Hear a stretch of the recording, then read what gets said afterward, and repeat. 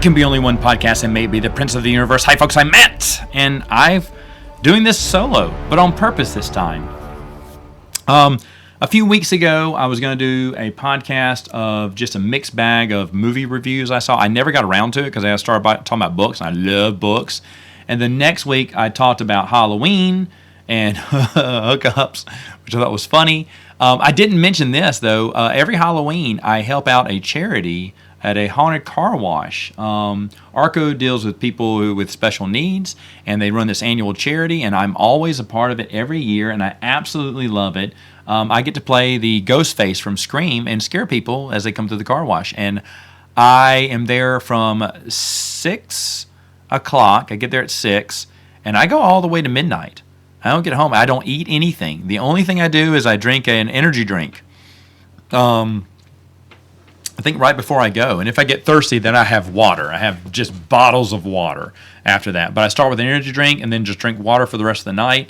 And, I'm good to go, man. I'm running, I'm juking, I'm dodging, I'm rolling. I don't know how I'm still doing it for that long, but I never talk. I always pantomime movements and stuff and scare a lot of people or make people laugh. Some people bring their kids through there, and I try to calm down the kids and everything. All the kids who get involved, all the other participants, they do not know what I look like. They just know that I'm there. They're all happy to see me. I remember last year there's a group of a dance team who knew me from the year before, and they all took pictures with me, and they all wanted me to talk. They wanted me to take off the mask. They wanted to see who I was finally, because I'd been doing it for a couple of years now. And, just really, I'm all energetic and everything, but they have no idea, because the last day they got us pizza. And so everyone's eating pizza. And I remember I took off, I went back into my car, changed, came back out, and ate pizza with them. No one talked to me because they didn't know who I was. And I was like, I almost said something to let them know who I was, but I was like, no, you know what? This is fun, having an alter ego. And, secret identity and stuff. So it's always fun. I cannot believe I have as much stamina as I have to do that, because I am literally running, crouching, juking, twisting, turning the whole time. I've got just all this adrenaline going. I'm not eating either. So that's not me usually, but something about getting that scare, getting that rise, gives you that thrill, and you just go in for it, and it's so much fun. Benjamin last year, he joined from Saturday Morning Salmon Flange. He joined me for a little while, but I can't remember what happened. He left early. He got sick or something. He felt really sick or something 30 minutes in. But anyway, I was doing that, and so I do all that for Halloween. That is a very fun thing to do on Halloween. So I did kind of crap on Halloween a lot, but I did want to mention that. If I don't write these things down these days now, I forget about mentioning it. But a few weeks back, I was going to do a mixed bag review, and I wrote everything out, and I have it. So I was like, well, I may as well do it. And this is one where I have like 3 minutes to talk about each movie I saw, and I had enough to go 30 minutes because I had 10. But I already talked about one, which was Return to Oz, and I've already wasted 3 minutes here on the podcast. So, boom, ready to go, ready to roll. What other movies have I seen this past month? Well, I've seen some more movies since then, but I'm just going to go with the 10 or 9 more I've seen since then. Monster Squad was one I watched with my little girl. I couldn't remember it that well. I'd seen it a long time ago, not when I was a kid, but when I was older. Someone got me the movie thinking I was going to go nuts over it because it was an 80s movie, but I don't remember it.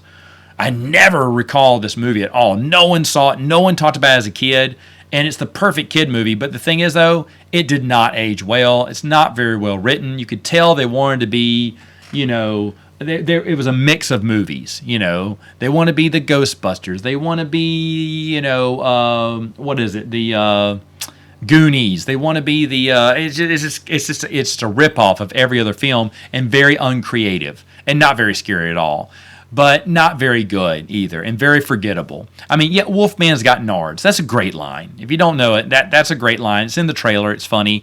And other than that, there's not. I mean, maybe I laughed at a few other things, but it's not really that good. My little girl got scared for a little while, so I thought I had to turn it off. And then after a while, she enjoyed it and had fun. She did not have nightmares. I thought she would because she was getting really scared for a while. But when Frankenstein became the little girl's friend, she just instantly lit up and was happy to watch it, and she enjoyed it.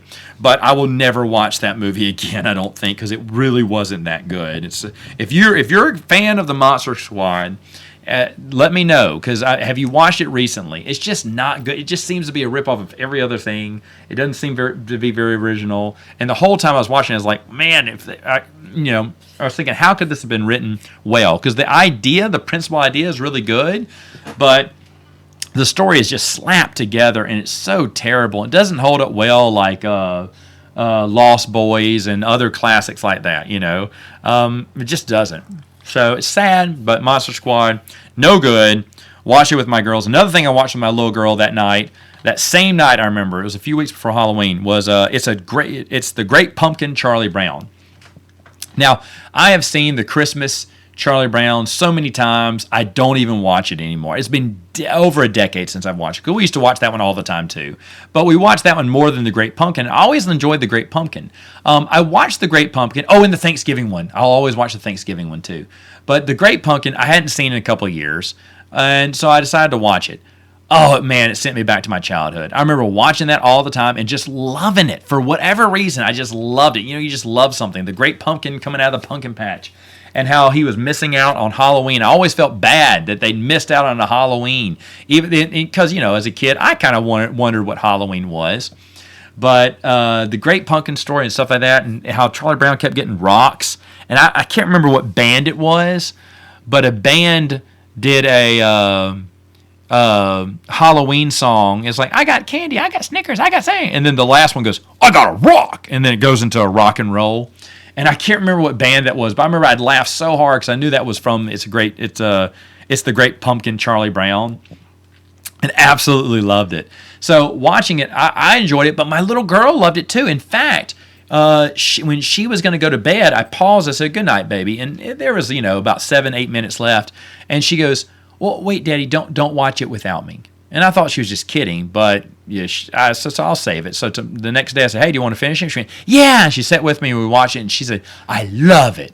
And that was great. I didn't know if kids would like that because there's a lot better cartoons out there now, or more animated cartoons.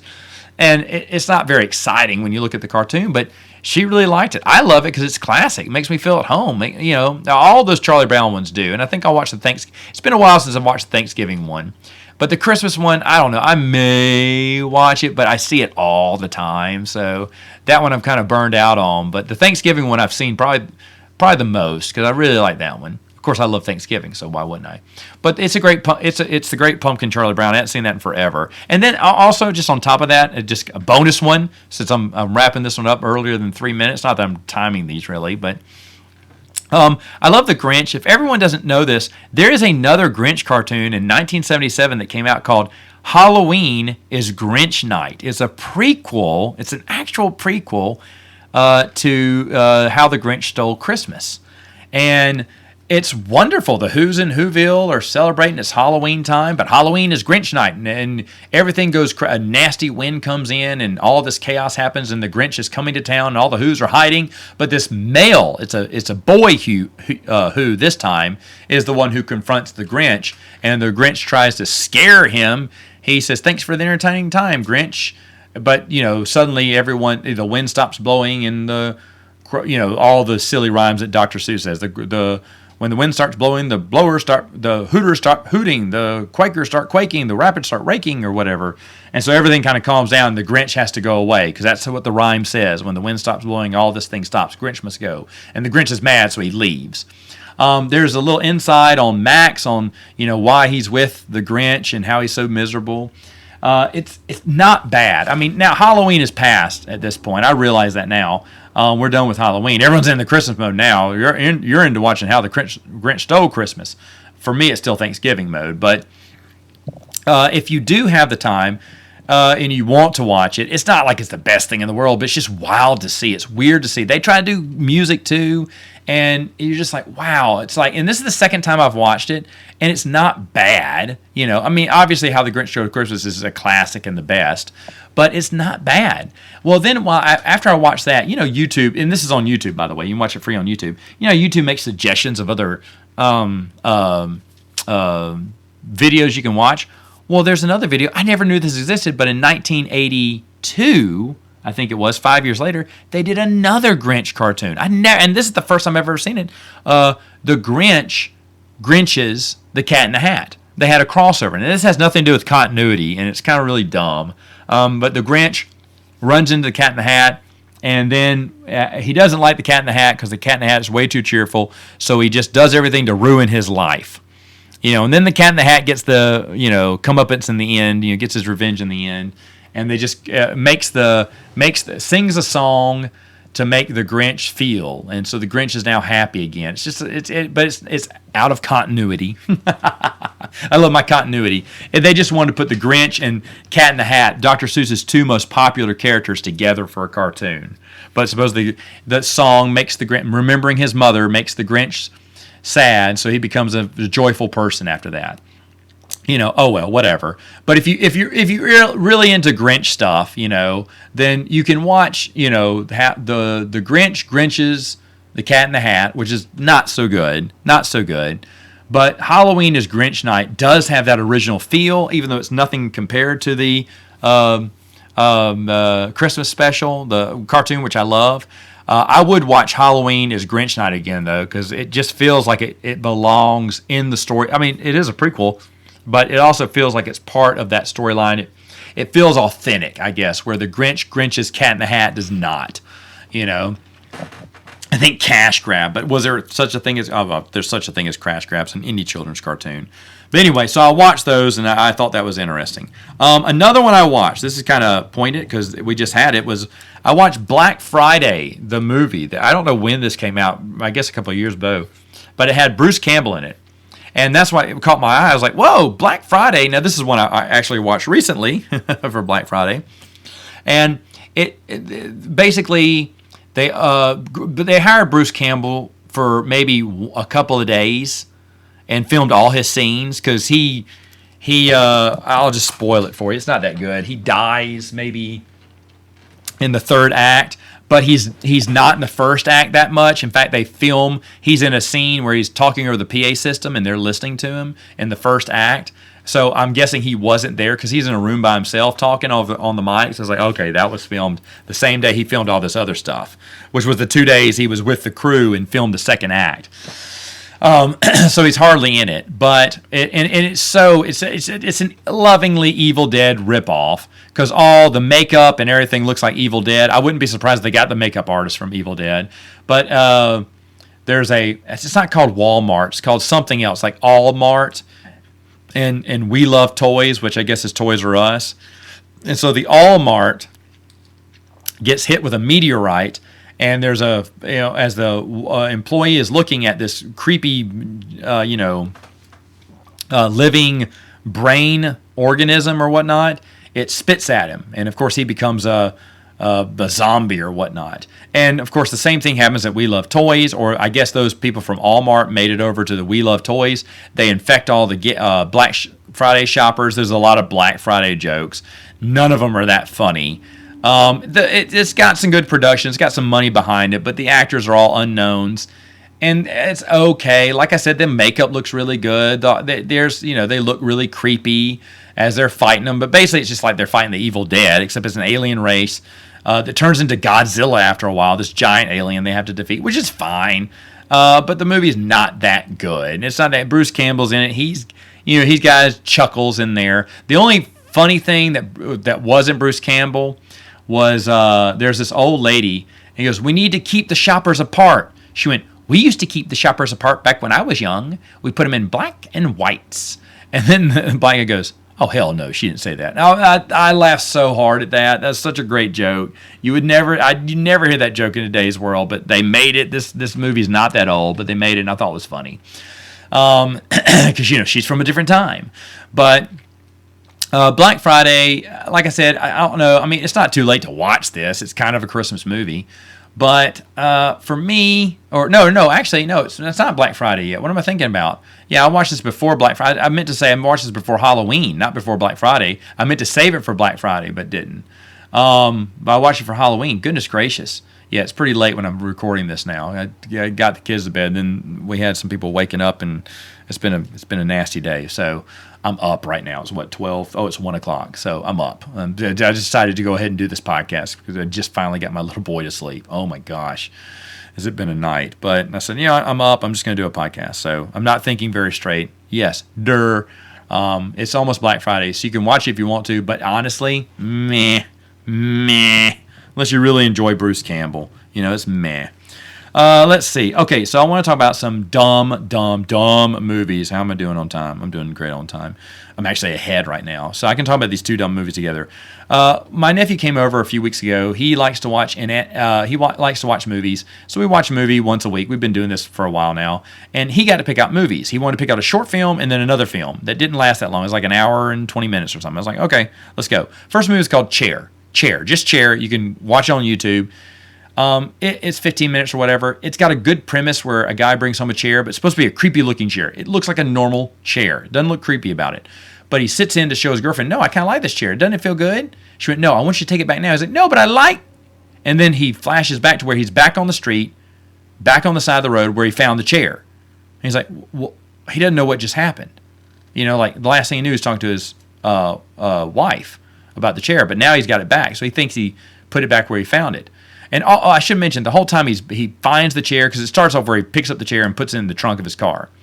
But now he's back at that place. Well, there's an old man, like, watching him from the porch. And I'm like, is he going to acknowledge the old man? Does he say, hey, are you throwing this away? But the old man's just kind of staring at him in the background. You can see him on his porch, just waiting to see if he's going to take the chair or not.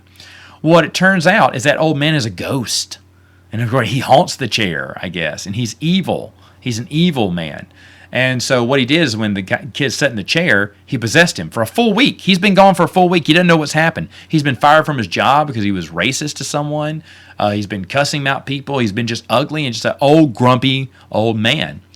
And his wife comes home, and he comes home just he doesn't know what happened. He can't remember the past week, but his wife comes home with the chair. He's like, whoa, get that out of here. It's like, no, you wanted the chair.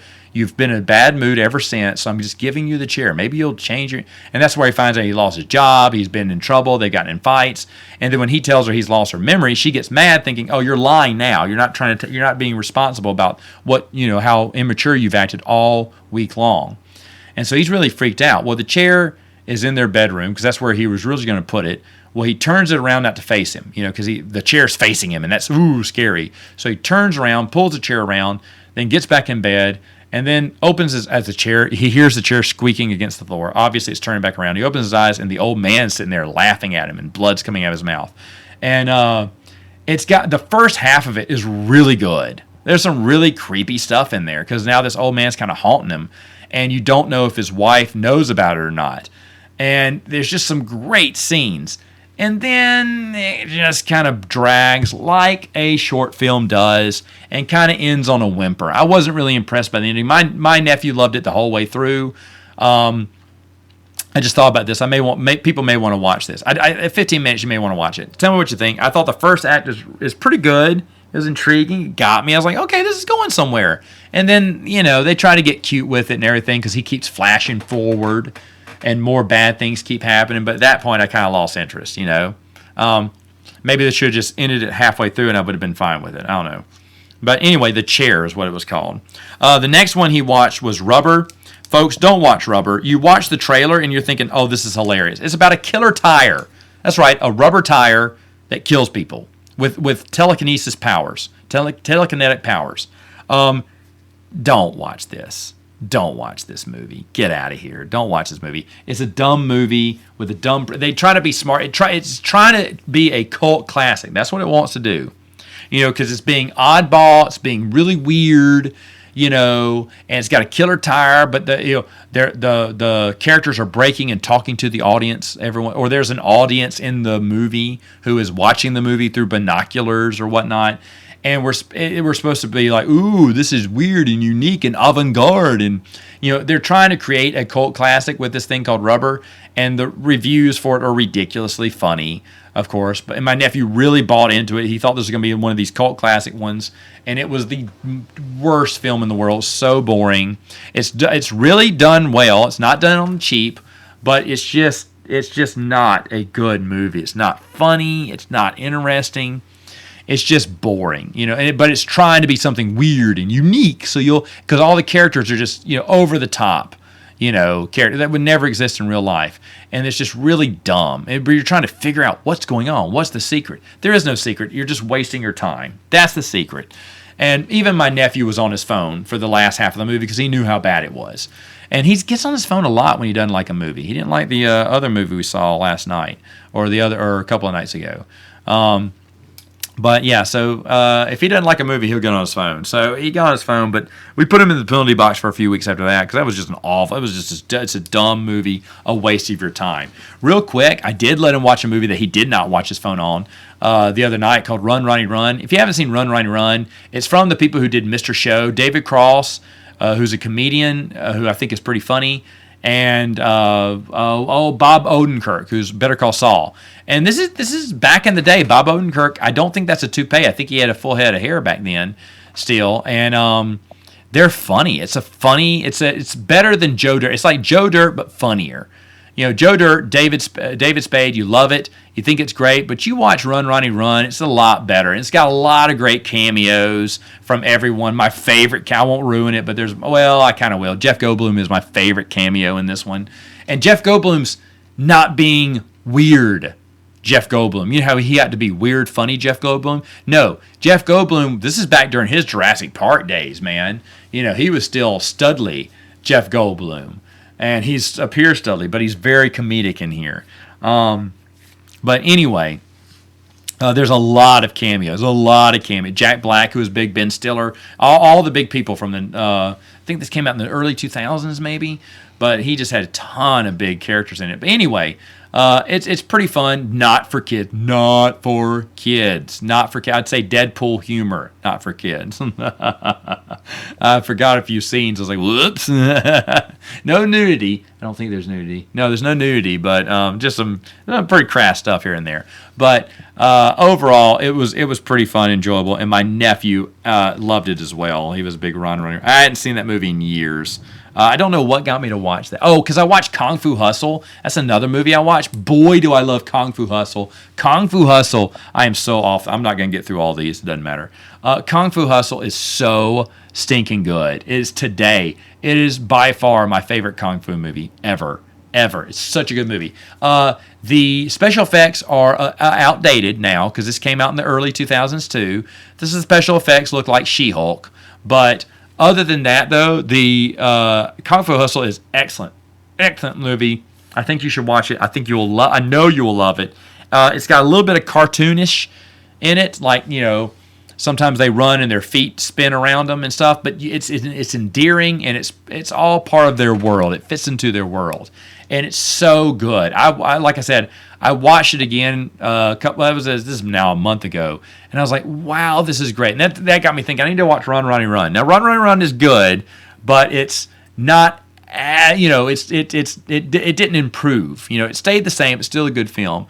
But Kung Fu Hustle, when I finished watching that, I was like, oh my gosh, this is like one of the best movies ever. I really love Kung Fu Hustle, and it's definitely my favorite Kung Fu movie. Now, I've really gone off the rails now, so let me see. How am I going to get back up here? I'll do this one. My wife wanted us to watch a movie called Shutter Island. She thought she'd seen it a long time ago, but it turned out she never had seen it before.